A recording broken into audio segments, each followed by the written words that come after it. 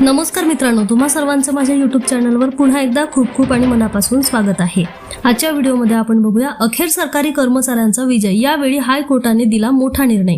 व्हिडिओला सुरुवात करण्याअगोदर तुम्हाला एक विनंती, चॅनलवर पहिल्यांदाच भेट देत असाल तर चॅनलला सबस्क्राइब करा आणि व्हिडिओला एक लाईक करायला विसरू नका।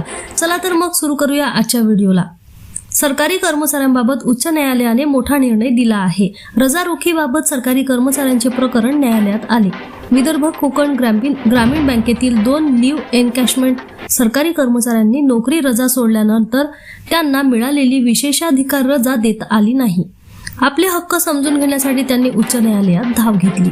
खटला दाखल करणाऱ्या 2 सेवानिवृत्त कर्मचाऱ्यांना त्यांची कमावलेली विशेषाधिकार रजा रोखण्यासाठी न्यायालयाने परवानगी दिली।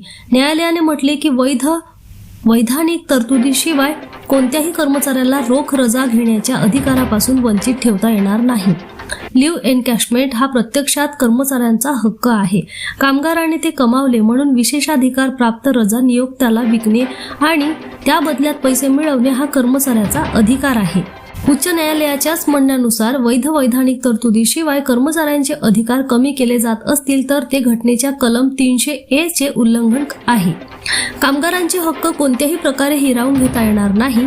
विशेष म्हणजे दत्ताराम सावंत नावाचा कर्मचारी 1984 मध्ये सहाय्यक व्यवस्थापक म्हणून कामावर आला होता। 2015 मध्ये त्यांनी नोकरी सोडली। दरम्यान सीमा सावंत 1984 मध्ये बँकेत रोखपाल म्हणून रुजू झाल्या।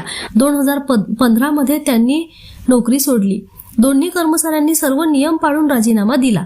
त्यांना लीव्ह एनकॅशमेंट संबंधित बँकेकडून समाधानकारक कामाचे प्रमाणपत्रही मिळते, मात्र त्यांना रजा रोखता आली नाही। त्यानंतर दोन्ही कर्मचाऱ्यांनी उच्च न्यायालयात धाव घेतली। अखेर न्यायालयाने त्यांच्या बाजूने निकाल दिला। पुन्हा भेटू एका नवीन अपडेट्ससह। धन्यवाद।